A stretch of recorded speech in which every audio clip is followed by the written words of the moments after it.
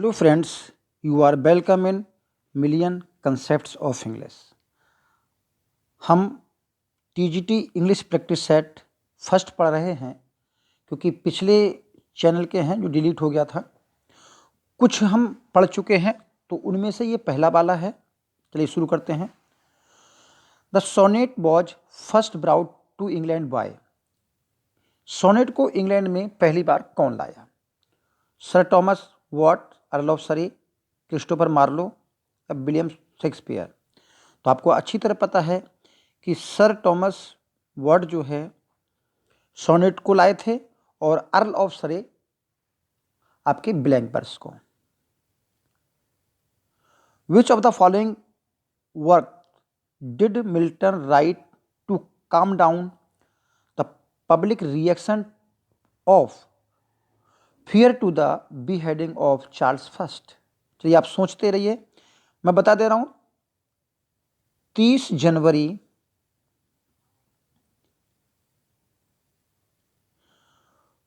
1649 को king Charles first को publicly बीहेड कर दिया गया था। तो पब्लिक के रिएक्शन को शांत करने के लिए जॉन मिल्टन ने एक वर्क लिखा था, आपने ढूंढ लिया होगा, मैं डायरेक्ट बता दे रहा हूं, the tenure of king and magistrate. और ये 1649 का इनका वर्क है और इसी वर्क की बदौलत, tenure of king and magistrate की बदौलत इनको लैटिन सेक्रेटरी का क्रॉमवेल सरकार में एक पद मिला था। अगला क्वेश्चन है, William Shakespeare 36 place were published in folio form 1623 called first folio. Who wrote the preface of the first folio 1623? बहुत इंपॉर्टेंट प्रश्न है, किसने लिखा इसका प्रीफेस? ऑप्शंस हैं John humming and Henry Condell, George Peele, Ben Jonson या Thomas थ्रोपे। तो आपको बताएं कि जो प्रीफेस लिखा है जिसमें कहा गया है small Latin and less Greek, ये बात बेन जॉनसन ने इसी प्रीफेस में कही है। तो आपका option C Ben Jonson. Enter a country as an enemy, एक देश में एक शत्रु की तरह प्रवेश करना क्या कहलाता है? Defeat, spy, invade, overcome. जब किसी देश में आप जाओगे एक शत्रु की तरह तो आक्रमण करोगे तो ये इन्वेड कहलाएगा। In which age did Milton live through, किस एज में मिल्टन रहते थे? तो आपके ऑप्शंस हैं Caroline Commonwealth restoration, Caroline Commonwealth age, Elizabethan age, Jacobean age, Elizabethan, Jacobean and Caroline age.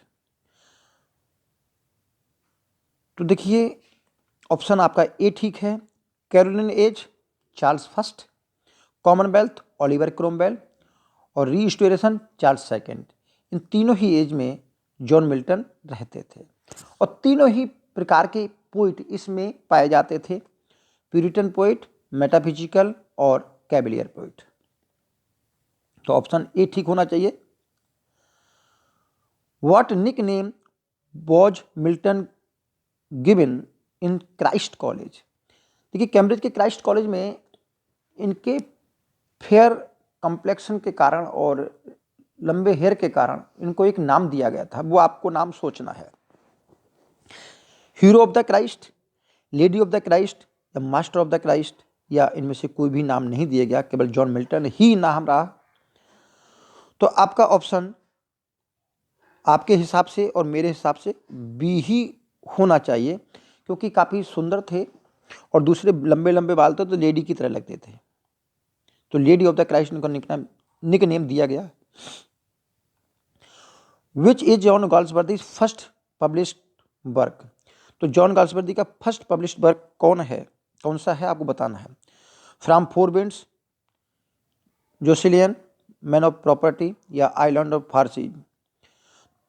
तो ये आपका वर्क है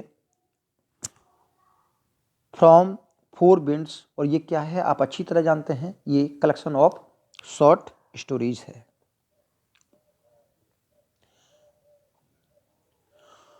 from which poem has these line been taken, आपको बताना है। देखिए, किसी को हमने डिस्ट्रीब्यूट नहीं किया है और कैटेगरी वाइज नहीं बांटा, सारे क्वेश्चन जो है मिक्स हैं। For something also did my worth obtain, कुछ मेरी जो योग्यता है उसने भी प्राप्त किया है। For fearless virtue bringeth boundless gain, क्योंकि जो गुण निडर गुण होते हैं और जो सच्चे गुण होते हैं वो बहुत सारे असीमित उपहार लेकर आते हैं, असीमित उपलब्धि लेके आते हैं। ये बात कौन कह रहा है और किस पोइम में कही है, ये बात आपको जाननी चाहिए। ऑप्शंस हैं fountain the conversation, tables turned, Laodamia या पील कैसल। तो बताते चलें कि जब प्रोटोसिलियास का प्रेत लॉडोमिया के पास आता है तो कहता है कि मुझे देवताओं ने यहाँ भेजा है, इसके पीछे ये भी है कि मेरे जो गुण हैं कि मैं बहादुर था, क्योंकि पहली बार इसी ने ट्राय की ज़मीन पर कदम रखा था और जो ट्राय की ज़मीन पर कदम रखने वाला मारा जाता है, तो फिर भी इसी ने रखा। तो कह रहा है कि मेरे कुछ गुण हैं जिनकी बदौलत ये मुझको प्राप्त हुआ है, क्योंकि जो निडर गुण होते हैं वो असीमित उपहार लेकर आते हैं। तो ये बात लॉडोमिया की है। नेक्स्ट क्वेश्चन है, John Galsworthy begin his career as, किस तरह किया? As a journalist, as a dramatist, as a novelist या एज अ पोइट। तो इन्होंने अपना dramatic career as a novelist शुरू किया, एज ए नॉवलिस्ट। हालांकि आप मानते हैं कि इनका पहला वर्क जो था वो from the four winds collection of short story था, फिर भी इनका कैरियर एज ए नॉवलिस्ट माना जाता है। विलेनेले क्या है? देखिए, विलेनेले एक, चलिए सोचिए आप, तो विलेनेले एक पोइम है जो कि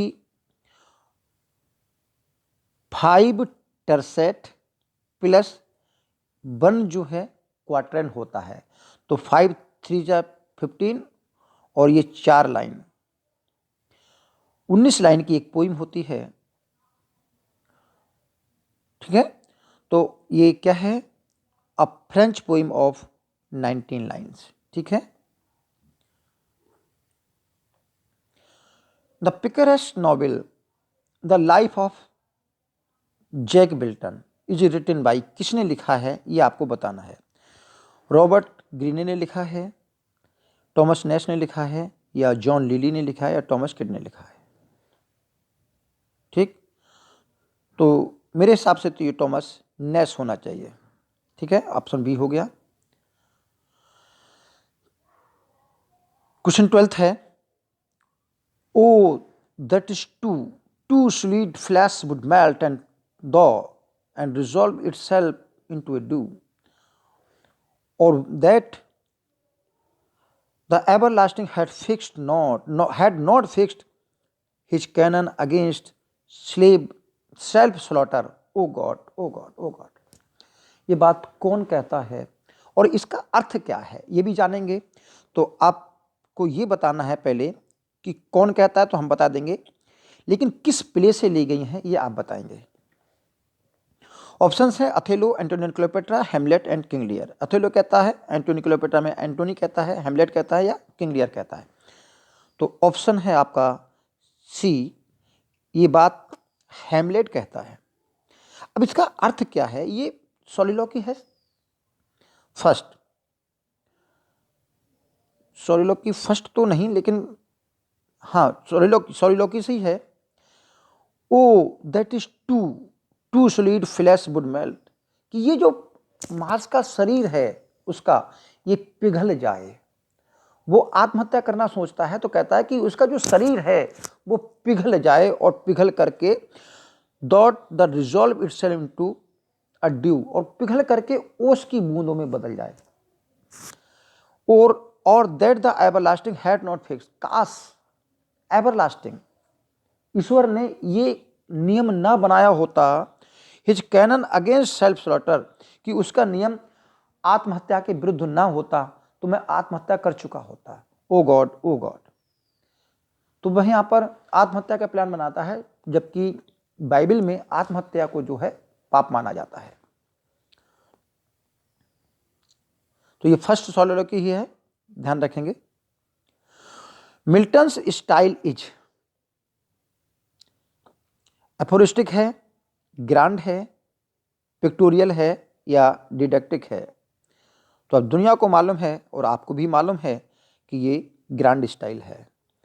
चलिए ग्रैंड स्टाइल की बात करें। ग्रैंड स्टाइल का मतलब है उच्च डिक्शन, यानी कि हाई डिक्शन चाहिए। दूसरे कॉमन डिक्शन से अलग होती है। दूसरे जो उसमें मीटर प्रयोग किए गए हैं वो भी हाई होने चाहिए, तो इन्होंने ब्लैंक वर्स प्रयोग किया है। और थीम भी हाई होनी चाहिए, तो इसलिए इसको ग्रैंड स्टाइल बोलते हैं।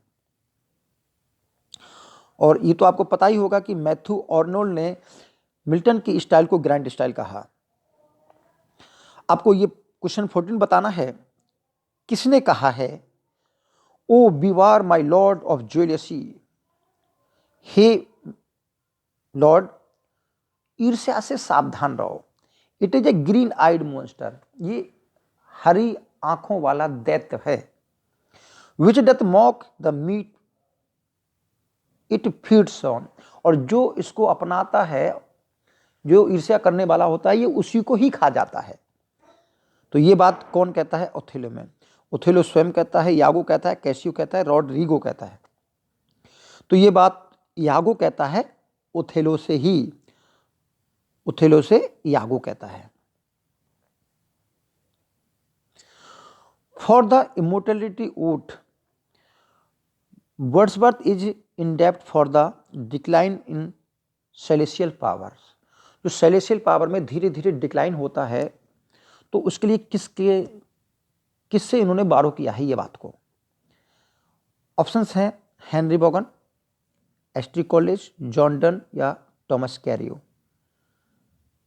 देखिए एस्ट्री कॉलेज को भूल ही जाइए, क्योंकि उन्होंने 17वीं सेंचुरी के एक पोइट को फॉलो किया है। तो बताइए, तो ये है आपके हेनरी बोगन, और उनकी पोइम है द रिट्रीट। तो उसी रिट्रीट पर बेस्ड है आपकी immortality ode. Which are the following novels of Dickens is autobiographical in nature. ये बहुत पूछा गया, इसलिए मैंने इस क्वेश्चन को लिया है। Hard times David Copperfield, Dombey and son, the tale of two cities. तो ये आपको अच्छी तरह पता होगा कि कौन सा है। तो ये आपका है डेविड कॉपरफील्ड, और इसमें मिकाबर नाम का जो करेक्टर है उसको रिजेंबल किया जाता है चार्ल्स डिकेंस के फादर से।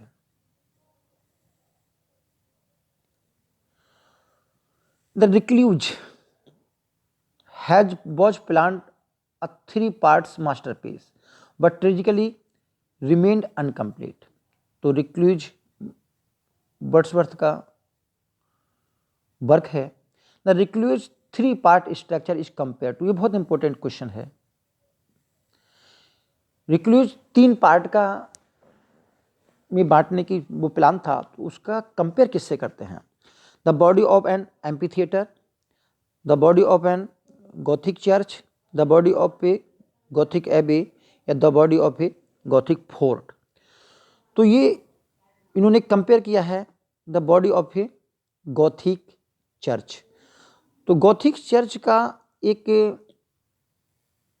ये इस प्रकार बना होता है। तो इसमें ये इंट्रोडक्टरी पार्ट होता है, फिर 3 पार्ट में गॉथिक चर्च बटा होता है। तो इंट्रोडक्टरी पार्ट में इन्होंने प्रीलूड को रखा है, फिर 2 पोइम सेकंड पार्ट में रखी हैं फर्स्ट पार्ट में, और सेकंड पार्ट में इन्होंने रखी है एक्सकर्सन, और थर्ड पार्ट जो है वो इनकम्प्लीट है।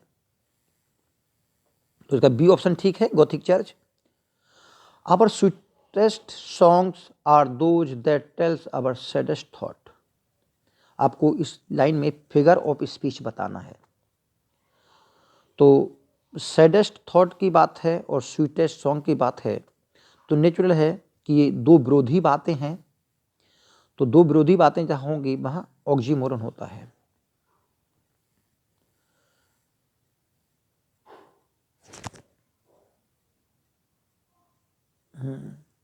अगला क्वेश्चन है,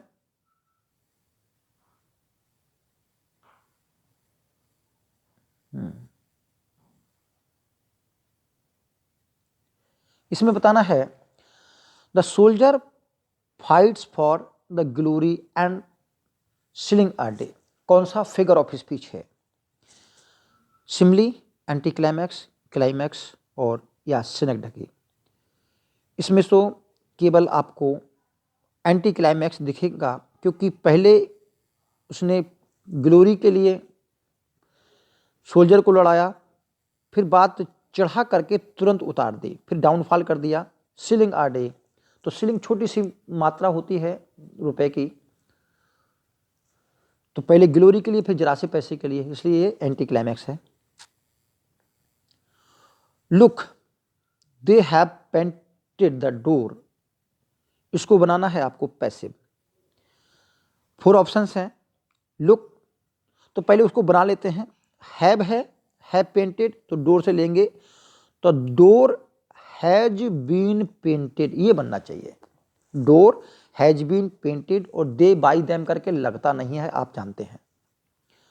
तो option the door is being painted नहीं होगा, the door had been painted नहीं होगा, क्योंकि हैव का हैज बनेगा, तो डोर हैज बीन पेंटेड ये बनना चाहिए, द डोर वाज पेंटेड। तो आपका ऑप्शन सी है।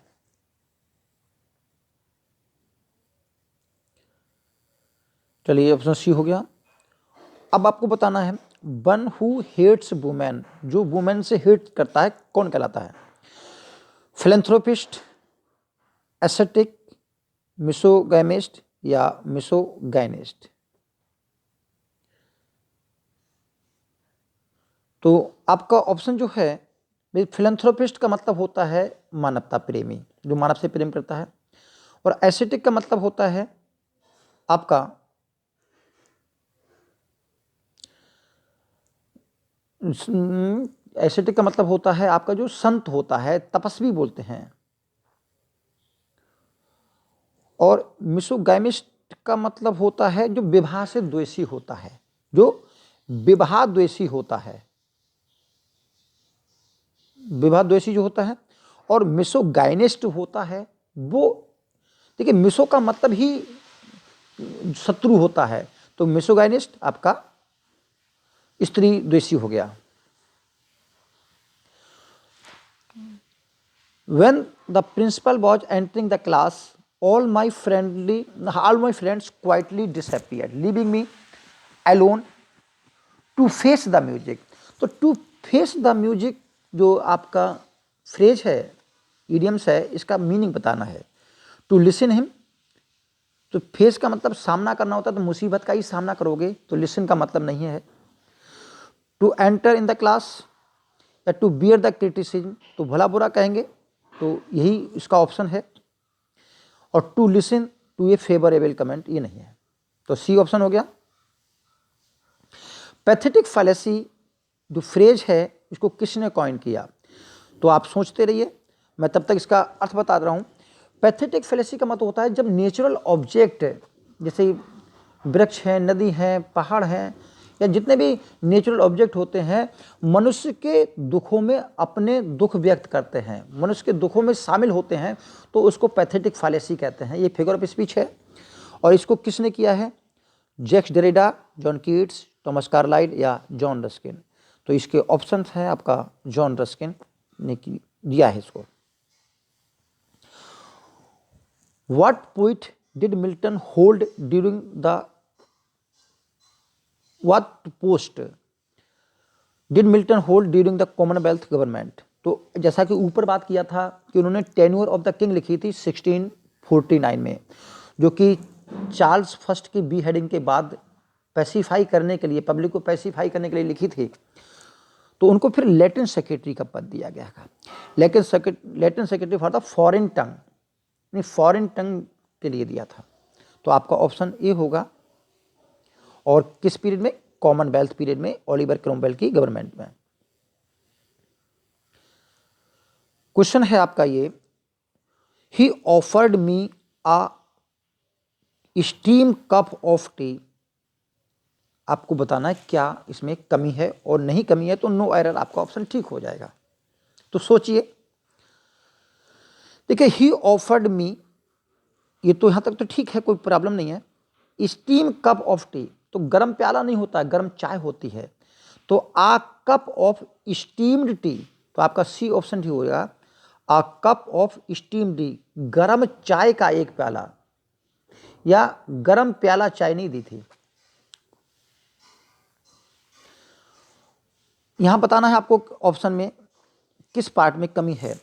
No sooner had the hockey match started when it begin to rain, no error.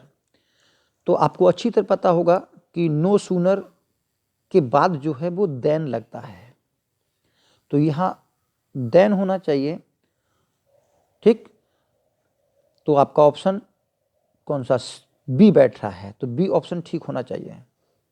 B, ए, हाँ बी ऑप्शन ही लग रहा है, ठीक है। तो इसका ऑप्शन बी होगा। द प्ले हेमलेट बिगिंस कब शुरू होता है, सुबह के समय, एट डस्क संध्या के समय, at the stroke of midnight अर्धरात्रि के समय, या एट नून दोपहर के समय। तो प्ले हेमलेट जब बिगिंस होता है तो उस समय रात के 12 बज रहे होते हैं, क्योंकि घड़ी 12 बजे बजाती है। और दूसरे उसी समय हेमलेट के फादर का भूत जो है वो निकल कर आता है। तो आपका ऑप्शन सी हो गया। Who called Wordsworth the egoistic सबलाइन, तो इगोइस्टिक सबलाइन वर्ड्सवर्थ को कौन कहता है, जॉन कीट्स कहते हैं, टेनिसन कहते हैं, पीबी शेली या एस.टी. कॉलेज। तो ये आपके जॉन कीट्स कहते हैं, ये बहुत फेमस जो है कमेंट है। Laid us as we lay at worth on the cool flowery lap of earth, ये बात कौन कहता है, कौन कहता है ये तो लिख ही दिया है। ये बात मैथ्यू आर्नोल्ड कहते हैं अपनी पोइम में, जिसका नाम है मेमोरियल वर्सेस। और किसके लिए कहते हैं ये आपको बताना है।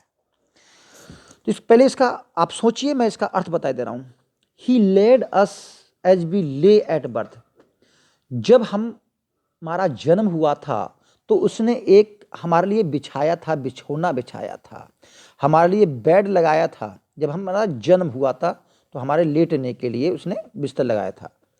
On the cool flowery lap of अर्थ, इस धरती की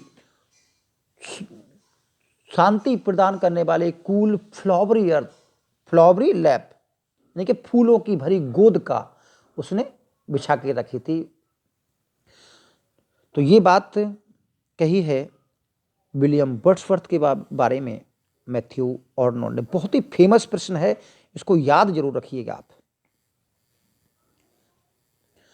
our sweetest Shakespeare fancy's child warble his native wood notes wild, ये बात कौन कहता है और विलियम शेक्सपियर के बारे में। तो ये आवर स्वीटेस्ट शेक्सपियर, हमारे प्यारे प्यारे शेक्सपियर, फैंसीज चाइल्ड कल्पना के पुत्र, verbal his native wood notes wild, अपने नेटिव वुड यानी कि अपने स्थानीय जंगल के उसने गीत गाए। तो ये बात जॉन मिल्टन कहते हैं विलियम शेक्सपियर के लिए, और उनकी जो पोइम है वो एल एलेग्रो है, इस बात को भी ध्यान रखेंगे आप।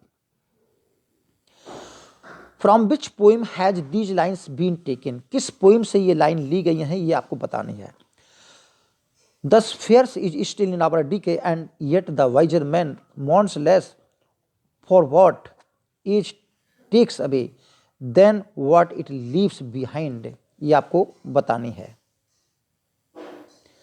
चलिए सोच लिया होगा आपने, पहले इसका अर्थ बता दे रहे हैं। इसका अर्थ है,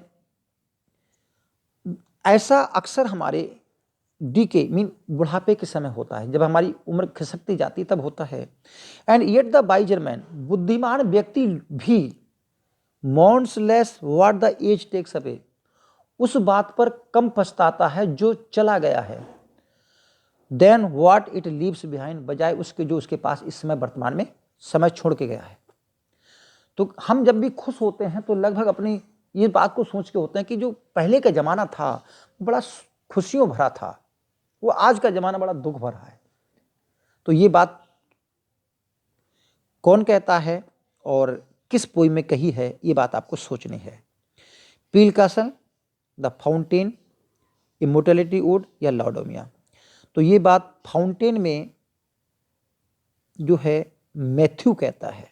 मैथ्यू 72 ईयर्स का एक ओल्ड मैन है।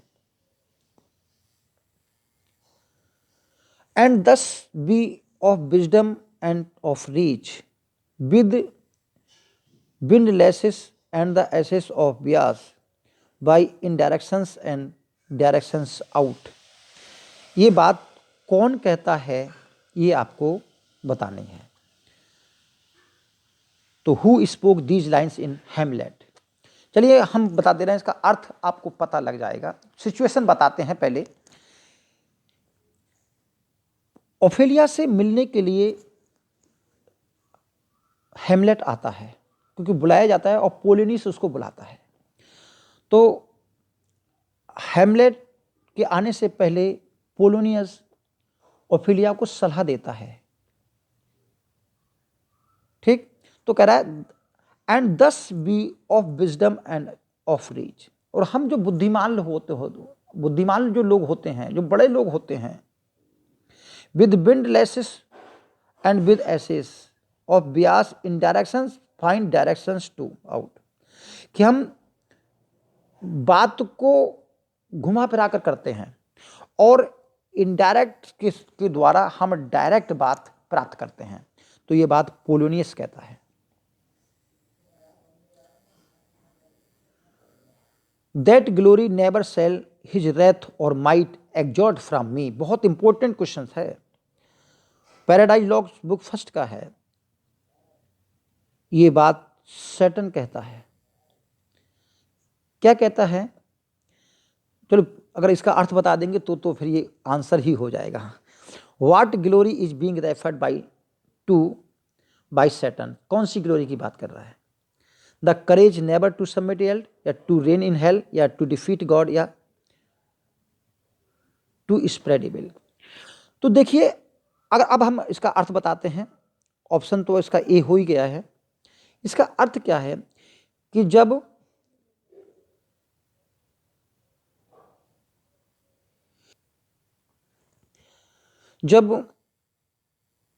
युद्ध के बाद सैटर्न को हेल में फेंक दिया जाता है, तो सैटर्न और बिल्जेबब आपस में बात कर रहे हैं।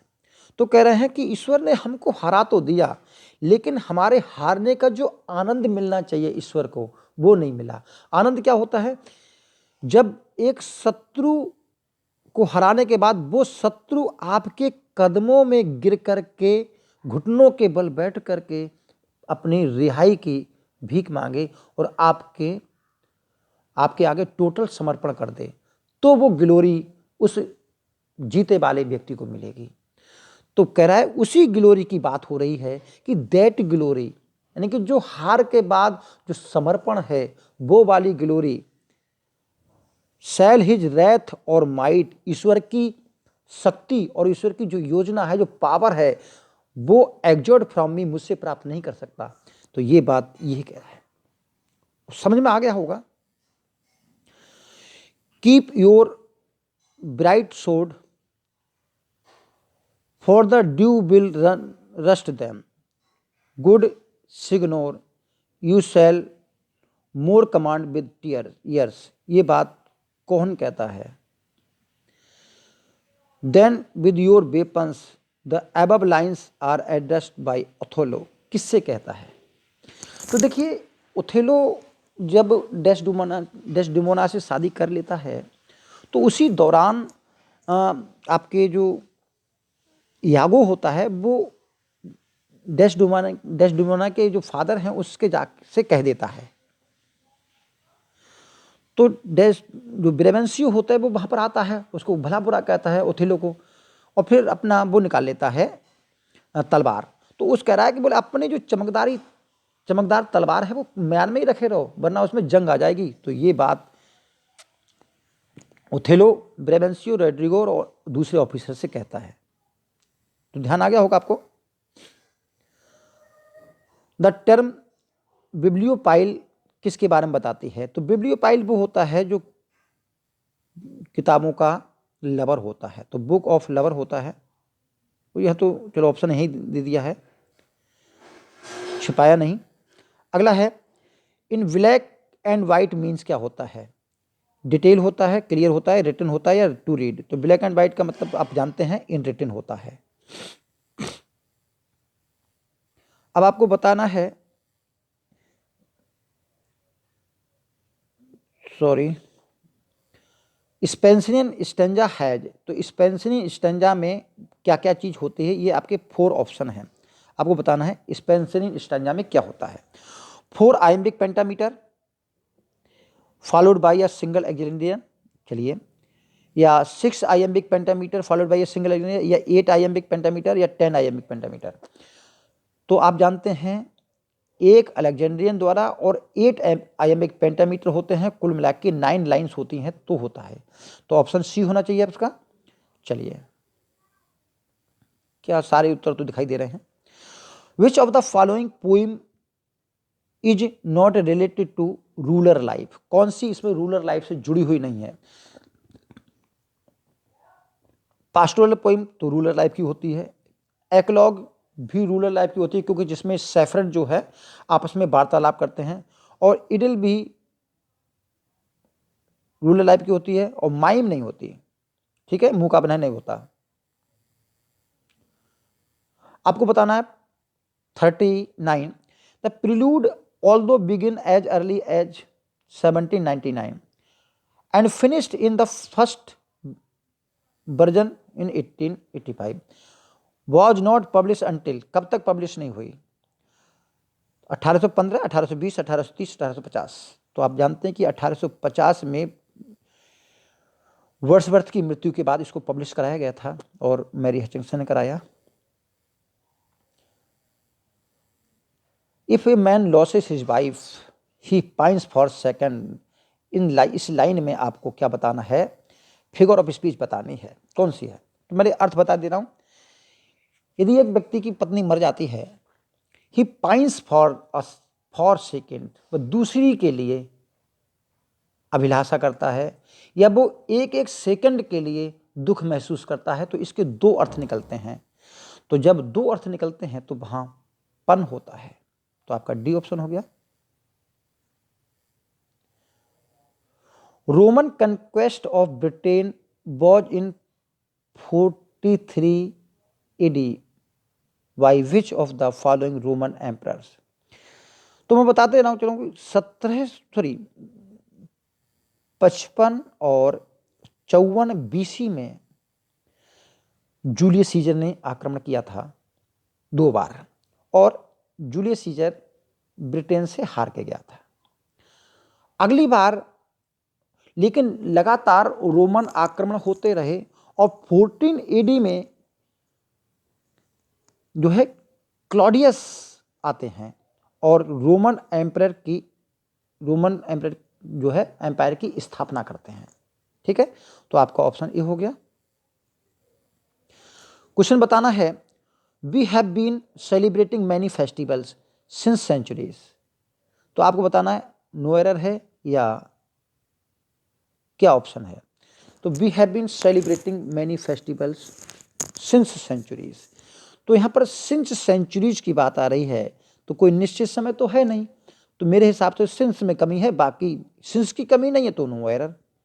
तो देखते हैं ये क्या ऑप्शन बताते हैं। तो ये भी ऑप्शन सी बता रहे हैं, सिंस। कुनैन टेस्ट बिटर, तो देखिए कुनैन टेस्ट बिटर, तो इसका अर्थ होता है व्हेन वी टेस्ट, ये इसका पूरा सेंटेंस होता है, quinine is bitter when we taste. तो क्या बनेगा? Quinine is bitter when it is tasted. तो आपका ए ऑप्शन होना चाहिए। आपका ऑप्शन है, if she would have come to me, यदि वह मेरे पास आई होती। आई वुड हैव, तो आप जानते हैं कि 3 प्रकार के आपके इफ क्लॉज होते हैं। तो इफ क्लॉज में जो पहला होता है, अगर ये वुड हैव बीन लगा है वुड हैव गिवन लगा है तो यहाँ पर परफेक्ट होता है हैड के बाद थर्ड फॉर्म। तो यहाँ वुड हैव कम की जगह हैड कम होना चाहिए था, हैड कम टू मी। तो ए ऑप्शन हो गया।